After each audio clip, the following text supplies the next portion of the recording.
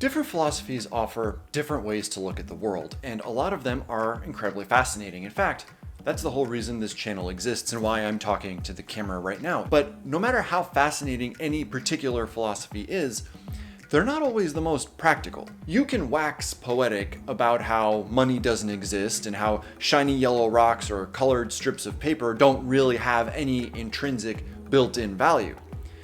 But none of that really matters when your bills are due. So before you go too far down any philosophical rabbit holes, here are 3 considerations for when philosophy fails.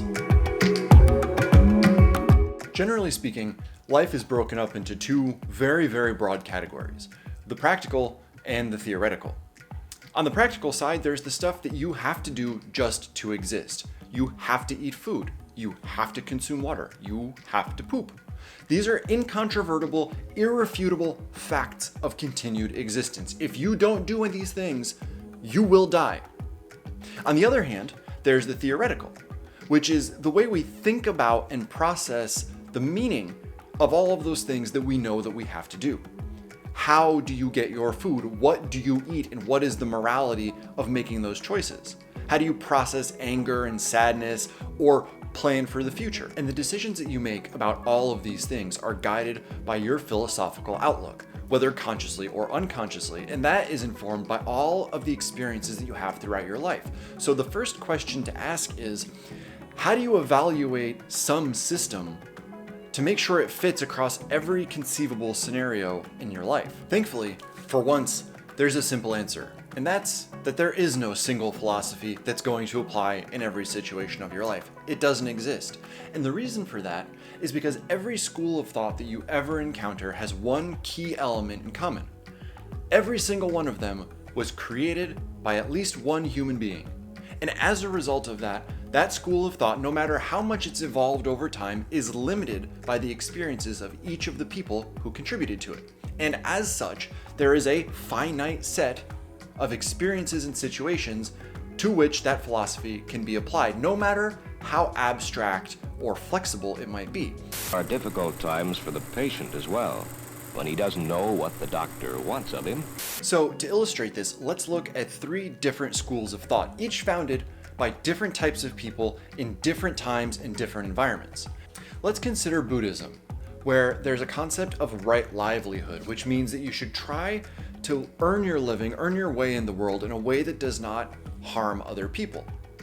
Okay, seems reasonable enough, right? Do no harm? Okay, great, I'm on board. But what do you do if the company that you work for makes diapers and a different division of the same company makes nuclear weapons triggers? See, in the economy as we know it today, there's a lot of integration and consolidation, which means that contributing to one organization may actually support another one whose objectives or business you don't necessarily agree with.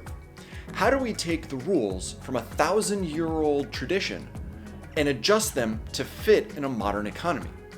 The answer is, if you try to live by the textbook rules, you're probably going to come up short more often than not. Alternatively, there's the solipsistic idea that the world as you know it may only exist in your mind.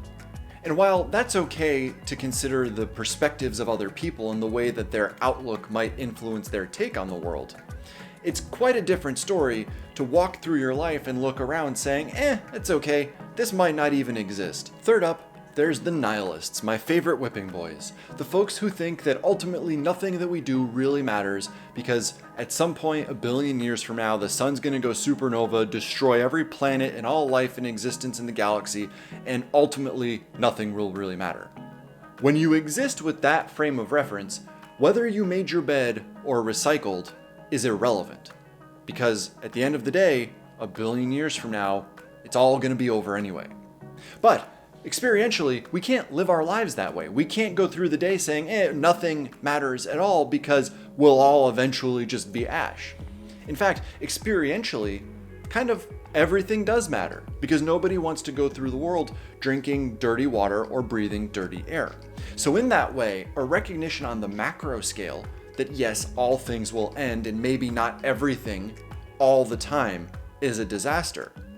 On the micro scale of a daily existence, stuff matters. It just does. I'm being purposefully reductionist here because I want to illustrate that while each of these philosophies has applications that can address different elements of your life, none of them is really designed to cover down on every conceivable topic. It would be unrealistic to expect any particular system of thought to be applied to literally every single scenario you could possibly encounter. In fact, any kind of dedication to a single philosophy becomes significantly laborious. It's super hard to do. You have to learn every in and out of a particular philosophy and then be dedicated to applying it at every possible turn, regardless of whether there are people there to see it or not. That kind of dedication borders on the monastic. It's just unrealistic for most people. And that is a segue to our next topic. Every decision we make, every action we take, affects the lives of others around us. Completely adopting every facet of some new idea or philosophy is incredibly difficult to do, but we've all known someone who went from being one thing to being something completely different, and in that conversion, did everything they possibly could to become the complete manifestation of that new thing. Maybe they were a hardcore right-wing conservative who eventually became a vegan, hippie, lefty. But in that conversion, they didn't just kind of go about doing it. They didn't kind of go easy breezy along the way. Generally speaking, when someone goes from one side of a spectrum, whatever that spectrum is, to the other side, they go all in. And this concept is called the zeal of the convert. And it's the idea that as somebody adopts new outlooks on the world based on experiences or some kind of fundamental shift in perspective, they will do everything they can to adopt a perfect adherence to that new system in order to be the complete embodiment of all of the principles they now deem to be legitimate. And while there's nothing wrong with enthusiasm for some new aspect of your life, I mean, after all, I spend a lot of time working on these videos, so I get it. Jumping headfirst into some kind of philosophical structure, especially if you're trying to be a perfect version of whatever that is, can be incredibly challenging and demoralizing because you don't know enough about the ins and outs, the nuances of whatever it is that you're doing that would enable you to do that. And even if you did, there is literally no way to achieve perfection because, as we've already established, no single philosophy covers down on every conceivable scenario in your life. The horseshoe theory says that instead of being a single line, any given ideology and its extremes are more likely to be shaped like a horseshoe, where the two ends are actually closer together than they might seem. So suddenly, we have the idea that that friend of ours who went from being a conservative to a liberal or an atheist to a devout believer might not have actually changed all that much. Because while their ideology and their perspective or their outlook shifted, so much about the tactics, techniques, and procedures that they use to express themselves are the same. They might be wearing a different jersey, but the gameplay is still very much the same. This kind of pursuit of complete ideological purity and perfection can be absolutely daunting. You'll never ever achieve it. And the problem with it is that it is a perpetual marathon. It never ends. Because if you're trying to be perfect, you have to be perfect all the time, every single day of your life, in every possible decision. Like, just imagine that. Imagine you adopt some new outlook or philosophy, and it's got 10 rules you absolutely must follow at all times. The pressure of trying to adhere to those 10 rules will be crippling over the span of an entire life. It's one thing to try to post a video every week and maintain that level of consistency. It's quite another if the thing you're trying to accomplish every single day is adhering to a 1,000-year-old rule set that dictates how you make every single possible decision. The people must make the decisions on these problems, all the people.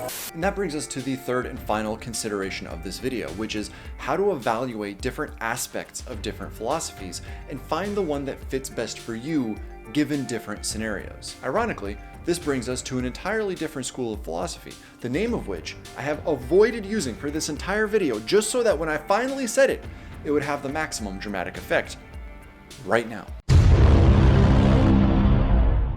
Even the word pragmatic is incredibly pragmatic because when you look at its history, from its origins in ancient Greece, it started off as pratin, which just meant to do, and then it became pragma, or deed, and then pragmatikos, or relating to fact. So when you put these together to get pragmatic, you get doing a deed relating to fact.